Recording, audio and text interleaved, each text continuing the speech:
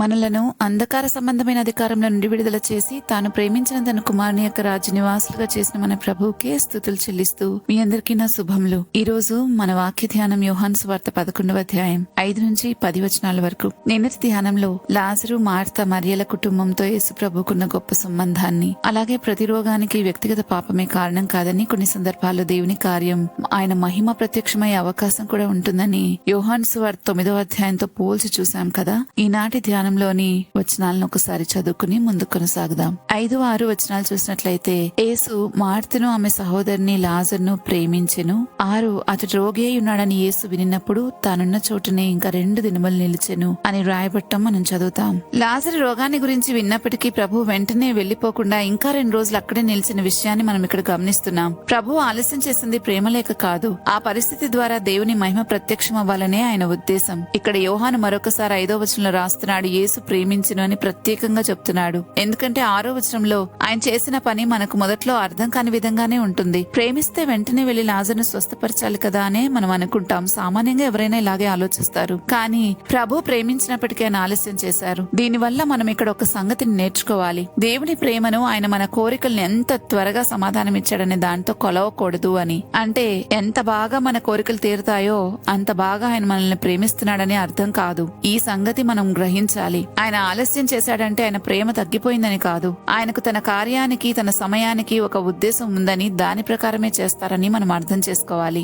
ఇంకా 7, 8 వచనాలు చూసినట్లయితే, అటు పిమ్మట ఆయన మనం యూదయకు తిరిగి వెళుదమని తన శిష్యులతో చెప్పగా, ఆయన శిష్యులు, బోధకుడా, ఇప్పుడే యూదులు నిన్ను రాళ్లతో కొట్ట చూచుచుండిరే, అక్కడికి తిరిగి వెళుదువా అని ఆయన అడిగిరి. యేసుప్రభుని చంపడానికి యూదులు ప్రయత్నించిన విషయం శిష్యులకు బాగా తెలుసు. అందుకే వారి దృష్టిలో యూదయకు తిరిగి వెళ్లడం అంటే ప్రమాదంలోనికి తిరిగి వెళ్లడమే అనేది వారికి అర్థమైంది. శిష్యులు ప్రమాదాన్ని చూస్తున్నారు, యేసుప్రభు తండ్రి చిత్తాన్ని చూస్తున్నారు, ఆయన మహిమను వెతుకుతున్నారు. అక్కడికి వెళ్తే ఏమవుతుందనే భయం శిష్యులకు ఉంది. ప్రభువుకి మాత్రం అక్కడికి వెళ్లవలసిన సమయం వచ్చింది అనే దృష్టితో ప్రభు ఉన్నారు. ఇంకా మనం 9, 10 వచనాల్లో, అందుకు యేసు పగలు 12 గంటలు ఉన్నవి కదా, ఒకడు పగటి వేళ నడిచినడలా ఈ లోకపు వెలుగును చూచును గనక తొట్రుపడడు. అయితే రాత్రి వేళ ఒకడు నడిచినడలా వాని యందు వెలుగు లేదు గనక వాడు తొట్రుపడనని చెప్పానని 10వ వచనంలో రాయబట్టం మనం చదువుతాం. ఇక్కడ యేసుప్రభు వారు పగలు 12 గంటలు ఉన్నవి కదా అని చెప్పడం కేవలం సమయాన్ని గురించి చెప్పిన మాట కాదు. దేవుని చిత్తంలో నడిచే వ్యక్తి దేవుడు చూపించిన వెలుగులోనే నడుస్తాడు.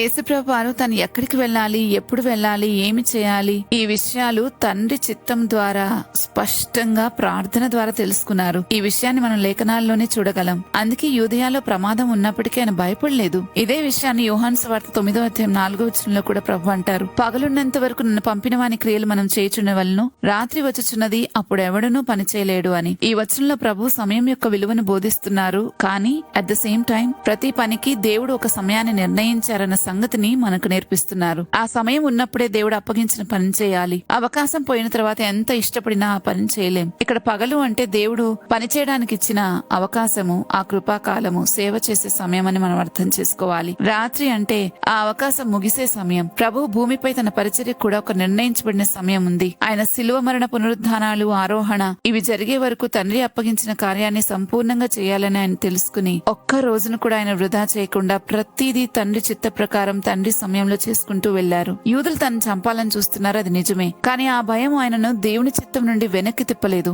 ఎందుకంటే ఆయనకు తన తండ్రి సమయం తెలుసు, తన తండ్రి చిత్తం తెలుసు, ఆయన పనేంటో తెలుసు. ఈ వచనాల్లో 2 విషయాలు ఒకదానితో ఒకటి కలుస్తున్నాయనేది మనం గమనించాలి. లాజరుపై ఉన్న ప్రేమ, ఇంకొకటి తండ్రి చిత్తాన్ని నెరవేర్చే కాలము. ఈ వచనాలన్నిటిలోని క్రమాన్ని మనం చూసినట్లయితే, ప్రభుకి లాజరుపై ఎంతో ప్రేమ ఉంది. కానీ ఆయన 2 రోజులు ఆలస్యంగా అక్కడికి వెళ్లారు. యూదయకు తిరిగి వెళ్లాలని నిర్ణయించుకున్నారు. అక్కడ ప్రమాదం ఉన్నప్పటికీ కూడా ఆయన వెనకడుగు వేయడానికి ఇష్టపడలేదు. ఇంకా చెప్పారు, మనం వెలుగులో నడవటం అవసరమని. ప్రభు ఎక్కడికి నడిపిస్తున్నాడో అక్కడికి వెళ్ళడానికి, ఆయన ఎప్పుడు నడిపిస్తున్నాడో ఆ సమయం వరకు వేచి ఉండటానికి, ఆయన వెలుగులో నడవటానికి సిద్ధపడిన వాడే తొట్టిల్లకుండా ఉంటాడు, అట్టివాడే ముందుకు సాగగలడు అన్న సంగతి ఈ వచనాల ద్వారా మనకు రూఢీగా ప్రభు బోధిస్తా ఉన్నారు. ఈ వచనాలు మనకు ఒక గొప్ప సత్యాన్ని నేర్పిస్తున్నాయి కూడా. దేవుడు ఆలస్యం చేస్తున్నట్లు కనిపించినా ఆయన ప్రేమలో అయితే ఎటువంటి కొదువ లేదు అన్న సంగతి మనం అర్థం చేసుకోవాలి. ఆయన ప్రేమలో కొదువ ఉండదు. ఆయనకు ఒక సమయం, ఒక ఉద్దేశం ఉంది. లాజర్ను ప్రేమించిన ప్రభు 2 రోజులు ఆలస్యం చేసినట్లే